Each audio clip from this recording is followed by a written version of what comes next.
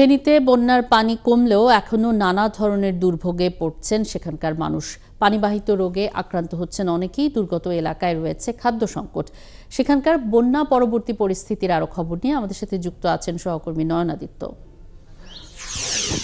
গ্রামের নাম কি?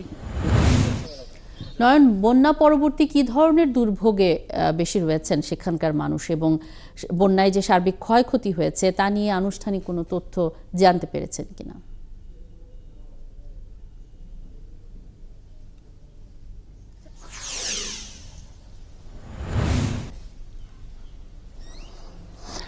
ক্ষয়ক্ষতির পরিমাণ এবং আনুষ্ঠানিক তথ্য দুটির এখনো সুরাহা হয়নি, কেননা স্থানীয় প্রশাসন সেই তালিকাটি করছে। তারপরে আসলে তারা পূর্ণাঙ্গ চিত্র যখন জানাবে তখন বোঝা যাবে আসলে ক্ষয়ক্ষতির পরিমাণ কেমন হয়েছে। তবে আমি যে জায়গাটিতে দাঁড়িয়ে আছি এটি ফেনীর পরশুরামের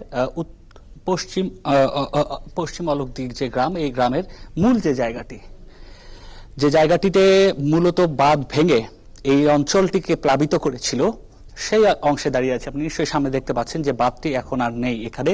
এই বাঁধ দিয়ে মূলত নদীর পানি সেটি এলাকায় ঢোকার পর পুরো এলাকাকে প্লাবিত করে এবং আশেপাশের যদি চিত্র আপনি দেখেন মনে হচ্ছে যে আশেপাশের যত গাছপালা আছে কিংবা ঘর বাড়ি আছে কেউ একজন হাতে তুলে অন্য জায়গায় সরিয়ে নিয়ে গেছে। পানির স্রোত, পানির শক্তি এত বেশি ছিল।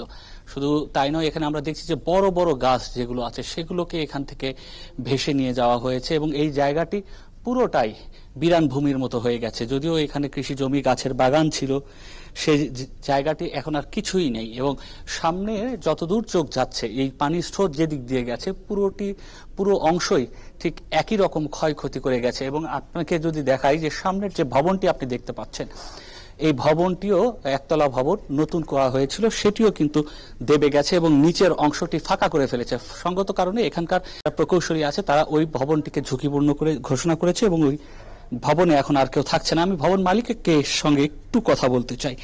আপনারা ভবনটি কবে করলেন এবং এখন কি অবস্থা? আপনাদেরকে স্থানীয় প্রশাসন কি বলেছে? আমাদেরকে প্রশাসন ইঞ্জিনিয়ার আনছিলাম, আমরা ইঞ্জিনিয়ার বলছে যে এখানে থাকা অনুপযোগী হয়ে গেছে, এখানে থাকা যাবে না, নিচে শর্ট পিলার উল্টে গেছে, তো এই জন্য এখন আমরা আমাদের ছোট বোনের বাসায় আছি। আমাদের বাড়িটা কি পিলার দিয়ে করেছেন?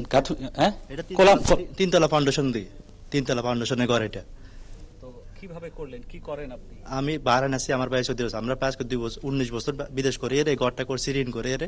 এখন প্রায় আমাদের 12 লক্ষ টাকার ঋণ আছে। এখন আমাদের ঘরটা অনুপযোগী হয়ে গেছে। ইঞ্জিনিয়ার আসছে, বলছে এখানে থাকা যাবে না, নিচে শর্ট কলম পিলার ভেঙে গেছে, তো এই জন্য থাকা যাবে না বলছে। এখন আমরা আমাদের ছোট বোনের বাসায় আছি।